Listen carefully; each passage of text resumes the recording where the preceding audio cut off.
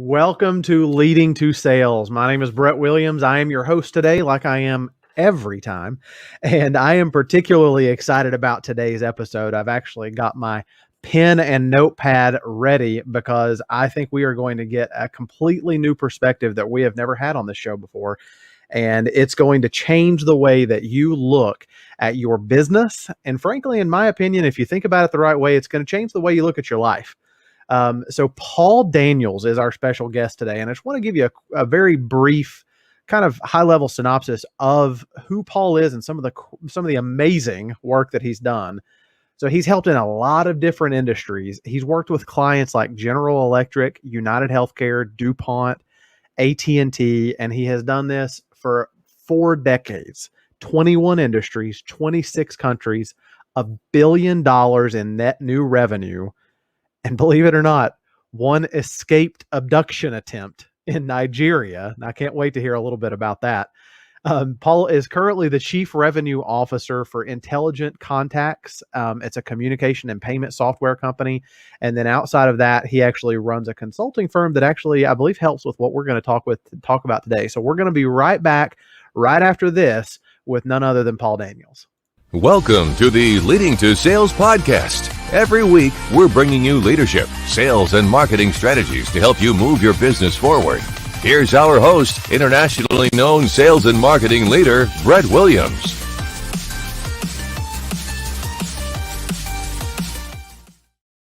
Hey, Paul, welcome to the show, man.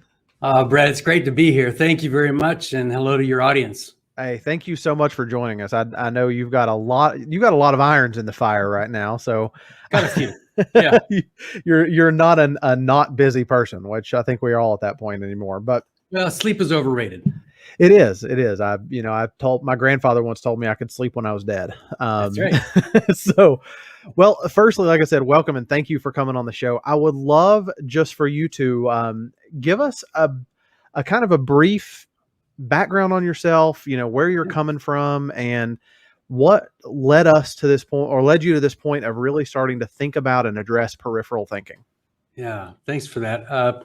So let's see, I guess the easiest way is, my day job is as the Chief Revenue Officer for Intelligent Contacts. It's an outstanding organization that offers software for communications and payments in a number of industries, accounts receivable, healthcare, and so on. In my spare time, then I get a chance to advise a few clients every year on creative problem solving, some solution development, things like that, which has been born sort of out of my background. As a kid, I grew up like anybody else, but I really struggled with some stuff. And it wasn't until I was 40 that I learned that I have dyslexia, of all things. And I learned that when our daughter was diagnosed with dyslexia. And that turned on a lot of light bulbs for me because I had always seen the world slightly different than others. And of course, reading and writing was difficult, and school was kind of a crummy thing, really kind of sucked. But regardless, it taught a bunch of things like tenacity and seeing different ways to solve problems.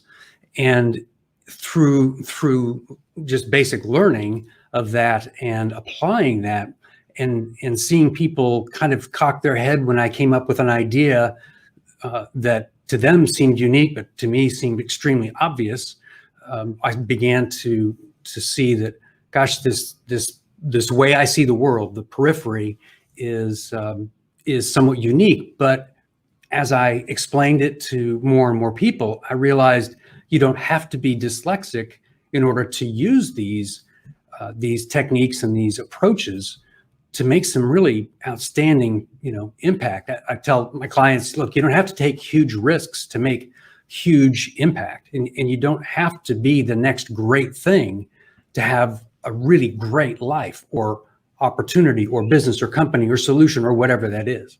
Yeah. So that's kind of the genesis of it. Yeah. And the thing I love about it is I think that, in studying some of the stuff that you've sent me and in even just kind of doing a very surface level dive into the idea of peripheral thinking, is it's this balance of approaching problems from a different way, and often what can lead to revolutionary ideas, but it's not leading to revolutionary ideas like you're saying by taking enormous risks. Right. And honestly, whenever I first started studying some of the stuff you sent me, I thought, well, this is awesome for Paul, but I guess you could say I'm blessed that I didn't grow up dyslexic, right? But so how? And then as I studied more and more, I realized that it's actually a skill that you just had to learn because of the challenges that you had to overcome. And I love that because it's kind of that true Phoenix story, if you will, of that's probably a little dramatic, but well, no, I've got the fire burns. I've got the scars from that. Yeah, it was definitely a Phoenix story. At least the burning part was. Yeah, whether I rose from the ashes, that'll be determined when I die, I guess. I think you're doing pretty well on rising from the ashes. I appreciate it. Yeah, so let's talk. Let's just dive right in. I'm really big on just diving right in. Yeah. You talk a lot about creative problem solving and specifically peripheral thinking. So just to kind of lay the foundation work, when you say peripheral thinking and creative problem in relation to creative problem solving, what does that mean to you, and what should that mean to our listeners? Yeah, so maybe it's better described in an exercise. So for those of you that are watching, I'm going to ask you to do so. If you are listening to this by chance after it's been recorded and you're driving, please don't do this.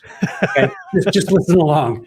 Okay, so we're gonna take 3 different steps in this. The first is you're just gonna put your hand over your face. Okay. So it's not covering your eyes completely, but you really can't see what's in front of you. Okay. Right. So now what you can see is by moving your eyes up or to the left or to the right or down, you can see some other things, right? You just can't see what's in front of you. Right. Okay, so you can take your hand away. Okay. So imagine then that before we put our hand up, you had a challenge in front of you, and you're looking at that challenge. And then you place your hand in front of you, and what you see then is the periphery. Okay, so that's peripheral vision. It's been, scientists have proven that dyslexics have heightened peripheral vision. We see more in the periphery than 85% of the world. So 15% of the world is dyslexic. We see much more.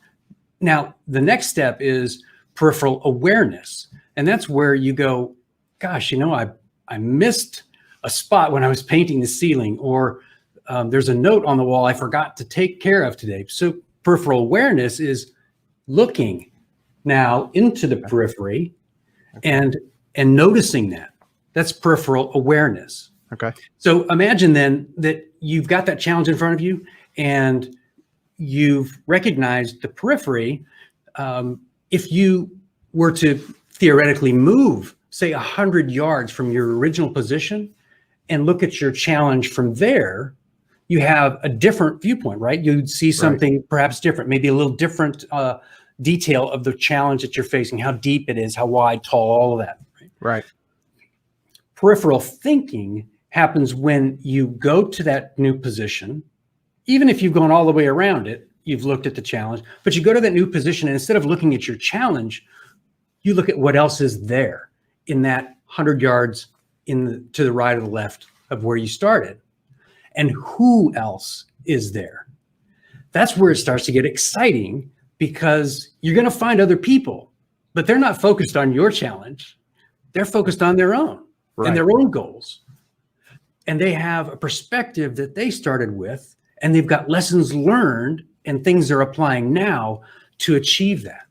Right. So I ask clients and other people, what does a bakery in Bulgaria have to do with a financial firm in Singapore? Well, probably more than you think. Okay. What does a printing card company in India have to do with a steel manufacturer in Pennsylvania? Probably more than you think. It used to be said, what does that have to do with the price of tea in China? Yeah. Well, what does a flu in China have to do with unemployment rates in the US? Wow. A whole lot. Yeah. Right? A whole lot. Yeah. So all of a sudden, in the last 18 months, the world's gone, okay, conventional wisdom there's a lot more things going on here. Yeah. So that's kind of the beginning. When you move into the periphery and you learn from other people, other industries that seemingly are unrelated to yours, it's amazing the truths that can be applied. Yeah. Another principle for dyslexics is being able to connect dots and see gaps. You know that approximately 50%, don't quote me on this, about 50% of people that are recruited to NASA, they recruit specifically dyslexics. Wow. Because we see patterns where others don't see. So it's not a lot of fun for folks to say you're going to take a test, but only half the questions are there and they're in partial questions and you don't know how the test is going to be graded or if it's going to be graded. Well, dyslexics have a sense of what's happening because they're pulling information from a variety of different places. I'll stop there, but that's the basics of peripheral thinking and how I think you can see how it starts to change perceptions on your own issues and whether they really are issues or if there's a way around them or over them, under them, through them, or a completely different path altogether to still reach your goals. Yes, I love this, and that's it. Often I keep as we're talking and as I've been looking at a lot of this before we came on. I keep coming back to the quote that is, I think it's attributed to Einstein. I'm not certain, but it's the quote of, and I can't remember the entire quote even, so I probably should have looked it up. But it was the one of, if you judge a fish on its ability to climb a tree, then it's going to fail every time. And I think that oftentimes what society can sometimes place on someone as a challenge is often where their biggest strength is. And I love how you're taking this. Right. And now helping other people learn to think in different ways about their problems and how we can address them. So, thank you firstly for doing the work. and yeah, you're welcome. And great quote from a dyslexic. Yeah, that's right. I remember you telling me Einstein was dyslexic. Yeah, that was so. Let's talk just a little bit before we go deeper into the peripheral thinking. Let's talk a little bit about some of the stats that you've mentioned to me about. How dyslexics, we'll say this, have impacted society and how some of the most major impacts have come. Yeah. So 15%, it's somewhere between 15 and 20% of the world have dyslexia. And 30% of US entrepreneurs are dyslexic. And 40% of self-made millionaires are dyslexic. So it's an unusual percentage of people that are in those two second categories, the last two categories that seem to really jump out. And yet it's interesting when I speak with at conferences and with other people, large groups, the number of people that will come up and say, I'm not dyslexic. We'll talk a little bit. And I'll go, well, I think you are because they were taught to suppress it. Our education system, it tailors to the majority, and obviously dyslexia is a minority. I completely understand it, and that's a whole nother conversation. But there are people that have those skills, and as we dig into it, it's only been recent that we've been able to identify these skills and apply them to this newfound phrase, peripheral thinking. Now, the World Economic Forum completed a study recently on the jobs required in 2025 and beyond. And the jobs that have the highest need and the lowest availability are going to be dyslexic skill sets. It's amazing. Ernst & Young, or EY, did a study on the World Economic Forum's report, and they categorized it into 6 different categories. We don't need to go through them, but each of those categories are some of the things that I talk in during my keynote and with clients and about, and how they can apply those and learn those skills, even though they are innately found within a dyslexic. It doesn't mean that you have to be Einstein to do some really brainiac cool things, and it's there for the taking, dyslexic or not. And it's an exciting time because finally, conventional wisdom is being challenged. And I've been challenging conventional Yes. wisdom for almost 60 years, and finally it's accepted. So woo! I'm finally cool that I can think Yes. a little bit differently and teach other people to think differently, and it's absolutely acceptable. And we can go into history, and to your point, we can go to history and see tons of inventions or new approaches to an industry that really aren't that new. Scheduling the correct amount of people in a hospital during the COVID timeframe is simply a spinoff from just-in-time inventory from the 50s, Right. in manufacturing. Yeah. Right. Yeah. It's the same principle, modified slightly, applied to a new industry, and that's exactly it. Yeah. So I've got on my wall here it's a large quote from Steve Jobs, and I'm sure Another you great probably dyslexic. and I'm sure you probably already know the quote I'm going to reference most likely, but it's here's to the crazy ones, the misfits, the rebels, the troublemakers, the round pegs in the square holes, the ones who see things differently. And I won't go through the whole quote. If you've not found that quote, go find it, because to me it's a life calling to be the round peg in the square hole. Absolutely. And so I would love to hear, more about how we apply this peripheral thinking, and, someone who, Sure. maybe a more traditional thinker like myself, how we can apply peripheral thinking in the business environment and even in our personal lives. Absolutely. So the first step is probably the easiest, even if you're an introvert, and it's okay to be an introvert. You might even know I'm an introvert, of all things. I simply come alive when I get a chance to talk about this. But I get my energy by being alone. I enjoy kind of solitude.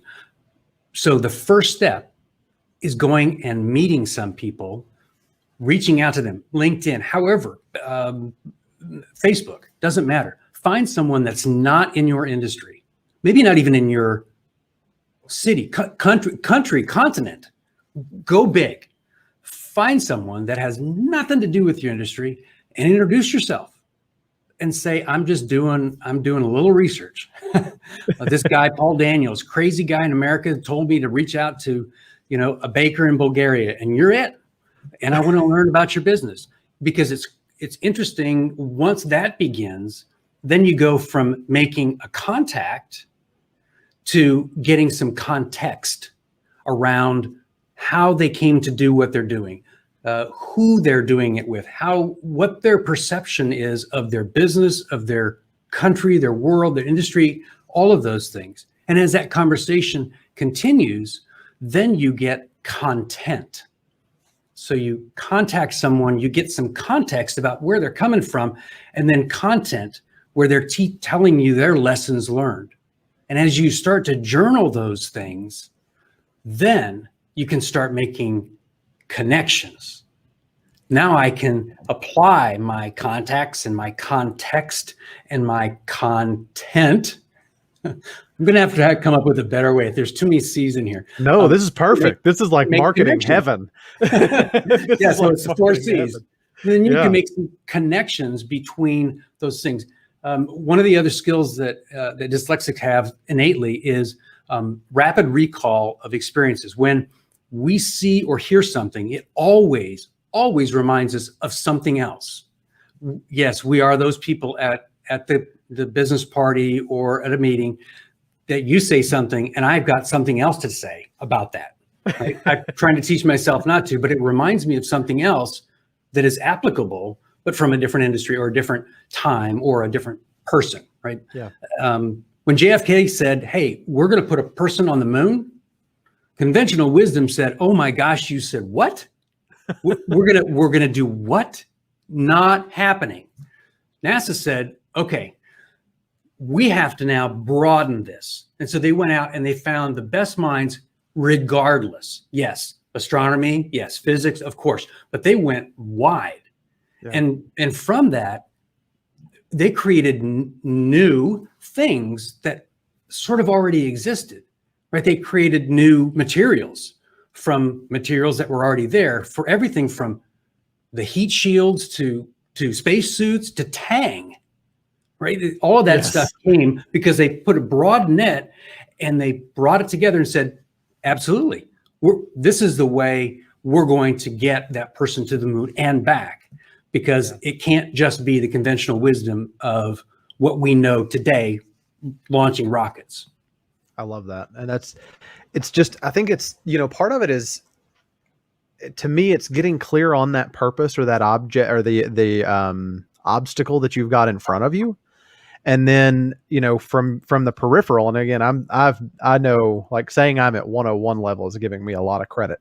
But I'll give you credit. You can go to 102. Okay, sweet. The professor has advanced me, everybody, in case you were wondering. But when, as we're continuing on this process and just getting these more perspectives, and we're able to connect the dots ourselves oftentimes, I can't tell you how many times I've done this through the power of mastermind. And it reminds me of, Napoleon Hill's book, Think and Grow Rich. Yep. Talking about the power of a mastermind and getting different perspectives. How do we, as we're going through this, and, we start off with reaching out and connecting with others, how do we bridge that gap to where we can start to really think in that periphery more often? Yeah. Naturally. Right. They just spoke actually to a group of CEOs that are part of a mastermind. And as you become part of a mastermind, the longer that mastermind is assembled, the more homogenous it becomes. Okay. And so the first challenge then was, okay, so stop asking each other about this, not seriously, but just in this moment between us. And I want you to think outside of this group. You need to bring all of the experiences that you have to the table, not just your experience running a construction organization, a materials or logistics company, or a telecommunications company. That's true. And your teams are diverse. Right. But as you and your teams, including a mastermind, do that 360-degree review of your challenge, it's still from that team's perspective. Yeah. The broader the perspective, the stronger the solution to overcome that challenge. In fact, the more likely it is that challenge is minimized, and in fact may even disappear because it is non-essential. It is not that critical. This is the direction perhaps that you might take to either reach that goal, or that goal is great, but this goal over here that doesn't have that obstacle, that's a game changer. And you've already got all the skills to make that happen. So that's how you take that mastermind and really maximize it. When you get everyone in the mastermind going to the periphery, wow. Now, it's a 10X. You're starting to bring in tons of stuff to that group.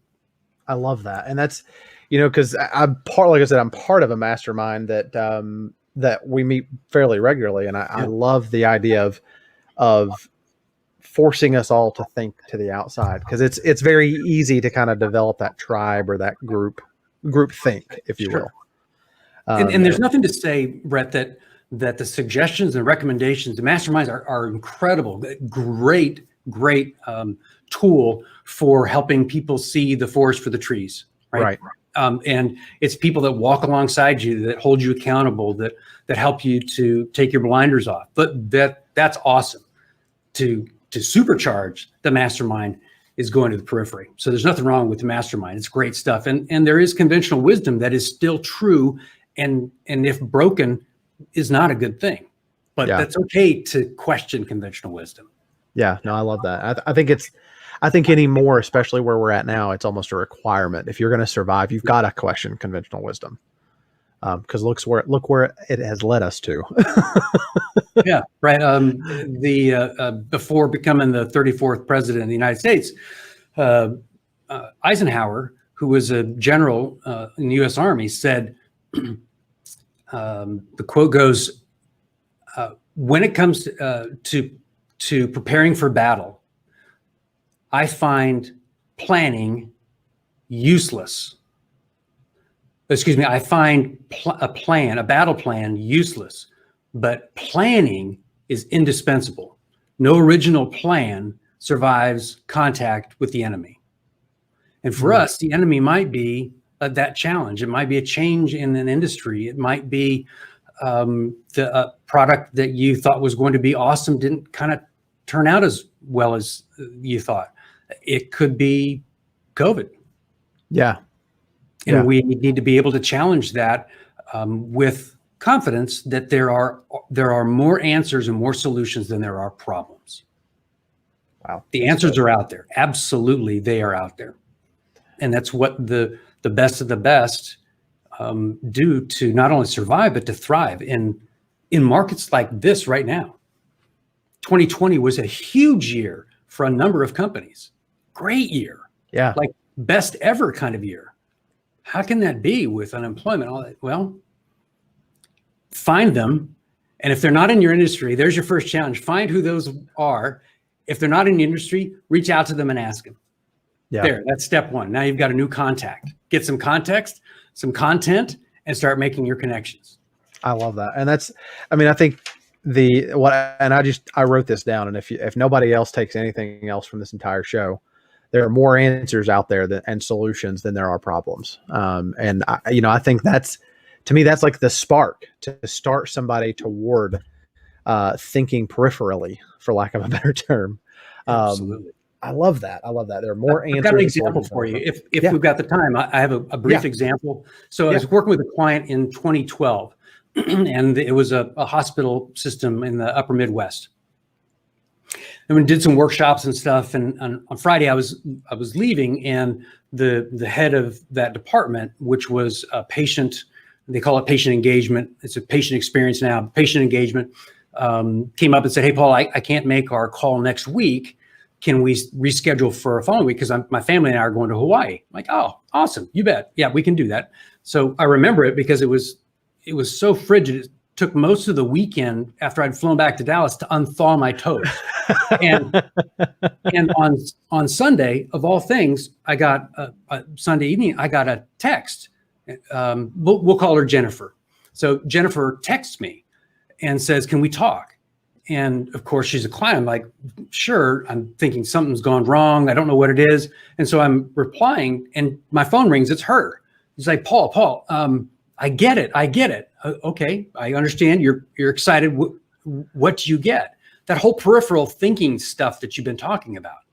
Okay, like what specifically? Well, my family and I, we just checked into the Waikoloa Village here on the main island, and hang on, I got to tell you, I got to read it to you. And so she's reading this text, and it says, Miss, her last name, "Thank you for being a Hilton Honors member. And if there's anything we can do to help your stay be exceptional, let me know." And then it was the name of the general manager and his personal mobile phone. And I said, "Well, they absolutely know customer support there. So Jennifer, you're spot on. They know customer. In fact, I've been to that property. It's awesome." She said, "That's not it. That's not it."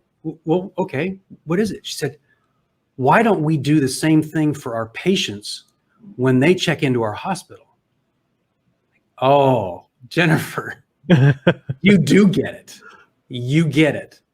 So then enjoy your time with your family. We'll talk when you get back. Okay. So fast forward, they implemented a proven technology, which is texting, and doing that based on the time that someone actually gets into a room, and apply that to the patient, the people that are there with the patient. Here's the restaurants that are around the hospital. If you're staying, here's hotels, all that good stuff.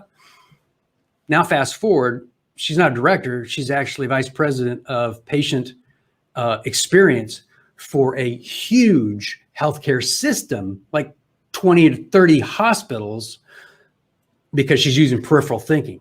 The technology was already there.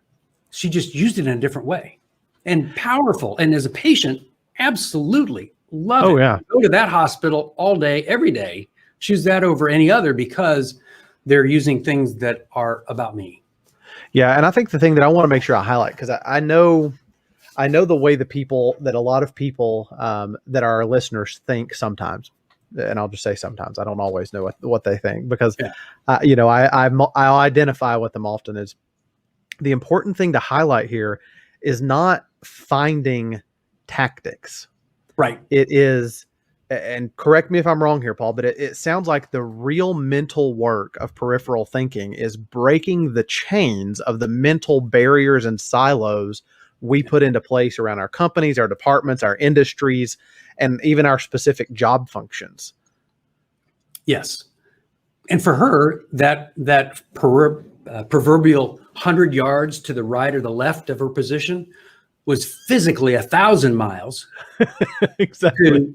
to Hawaii, where her brain could continue to process and ingest things that she could then rely on and use later, or even in that moment, as she chose to, call me on a Sunday night. I think it was about noon. They just checked into their hotel, and they'd only been there 15 minutes, and she's calling me. So I'm like, okay, so don't be angry. Tell your husband not to be angry with me. I didn't make the phone call, right? But it was breaking those things and just being aware. Yeah. We met with some guys the other morning, and we had breakfast. Finally, we could do breakfast in face to face, and learned a ton from our server. It was just incredible. And went, oh, I'm taking that down, and it goes into my journal of lessons learned. Yeah.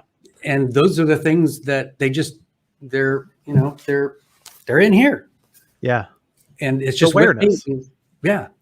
Exactly. So it starts with peripheral awareness or peripheral vision, peripheral awareness going into the periphery. And then when you're in the periphery, just keeping your mind open to options. You're not looking for a solution necessarily, but when you do have a challenge, that ready recall will be there and say, oh, well, I learned this thing from my baker in Bulgaria that said, this is the way that they do it. Super. So go find yourself a baker in Bulgaria or one of the companies that had a stellar 2020 and get to know them. I think that now I'm gonna take it as a challenge. I'm gonna find a baker in Bulgaria and connect with them. Awesome. Well, if I won't do it now, but I'll race you. Okay. We'll get on and see if we can find one. Yeah. That's it. We'll report back on who can find the baker in Bulgaria the fastest. And in fact, if I could do this challenge to your audience, look, if you actually take this as sort of a challenge, tell me, would you? I'd love to hear. I get these stories all the time. I'd love to hear the connections that you've made, and if you've learned a lesson, great. If you haven't, that's okay. And you can find me on LinkedIn. Paul Daniels. I'm on the LinkedIn /Paul Daniels JR. Yep. You can find me there. Just shoot me a message. Love to hear your story because it's food for my soul. Absolutely. And that's for anybody watching right now that we do have that scrolling across the bottom of the screen right now. If you're listening later in the podcast, we'll make sure we've got that on the show page, the episode page for Paul, so that you can connect with him directly on LinkedIn. And above and beyond all of this, what I can really tie this back to, and this is how I've kind of assimilated this for myself. When you start with that contact, and then I want to make sure I say this right. Since we're going to have to make sure we're going to help you brand all this. Yeah, thanks. I just made it up. Yeah. Yeah, exactly. When you start with that content or contact, and then you go to the context, and that leads to content, and then to connections. It's really helping you understand the value of relationships more than anything. John Maxwell in his book, Everybody communicates, few connect. And I've quoted this on multiple shows now, is that you can't truly add value to people until you first value people. And, this is kind of a utilitarian way to realize the value of people. But however you get started realizing the value of people and relationships, it doesn't matter. It matters that you start. And absolutely. Seeing and the Maxwell impact. I'm sorry, go ahead. No, go ahead. I was going to say Maxwell did a fine job of rephrasing the original quote, which was from Theodore Roosevelt, which was, people don't care how much you know until they know how much you care. So true. Now, Zig Ziglar used that a million times during his career. Yes. And Maxwell, being a great author, great speaker, and leader, is wise to have taken that and made it his own, because it is about the relationships. Yes, you can read books, no question. Not my first choice, but you know why. Yeah. Dyslexia. However, gathering that information, I think you'll find that it does come down to the fact that this person at NASA had a cousin that worked in the garment industry in Juarez and learned some things that put together the fabric of the spacesuit. Yes. Right. And it's that relationship that started it. And I get really excited when we start talking about relationship, because that is, in my opinion, what we were created for, was that relationship and community, so that we can truly advance ourselves together. I mean, that's what we were built to do as a community. And, as the thing that if there's anything people have valued or found that they should have even placed more value in before now, through this entire pandemic, it is understanding the value of relationships and human to human interaction. Absolutely. So thank you shout for out to my mom. I got to hug my mom for the first time in 8 months. Wow. Last weekend. My mom's 82 and just didn't want to let go. I didn't realize I was still a little boy, but hugging my mom and we still text and talk and all that good stuff, but relationships, oh my gosh. Yeah, the best things about me are the people that I've met. Wow. That's powerful. You want to write that one down too? Yeah, it's that's one of those. Yeah, we're completely off topic, but I don't care. I had the blessing, I believe it was this past weekend. Yeah, it was this past weekend, of getting to hug two of my grandmothers that I've not hugged in 14 months, and getting to see my parents for the first time in over a year. And you learn to value the relationships even more. Absolutely. And seeing this peripheral, I love the direction and the thought process of the peripheral thinking, because it helps us see the practical value. But it helps us realize that, and this is something my wife, who I've kind of put up a few comments from her. She's the smartest woman I know. She has often told me that every open door, every relationship is an opportunity, and not from like a self-gain standpoint, but it's an opportunity to put ourselves out there more, to pour ourselves out more, and therefore to inevitably receive more, because that's what we were created to do. Absolutely. So I love that. I'll say an amen and hallelujah to that one. Exactly. Yep. Spot on. So Paul, tell us, you've already told us how people can reach out to you. Tell us some of the things that people may want to engage you for or around when it comes to learning more about peripheral thinking, and how you could potentially help them learn more about it. Absolutely. So for any organization that is obviously that's looking for a keynote speaker, 45, 60, 90-minute things, you can, again, everything is, best way to reach me is through LinkedIn. Just contact me there. I'm happy to. There isn't an industry that I don't, hopefully it doesn't sound arrogant, but I don't believe that this is so specific that it can only apply to a certain number of industries. It seems to be resonating across a number of industries, designed so. Yep.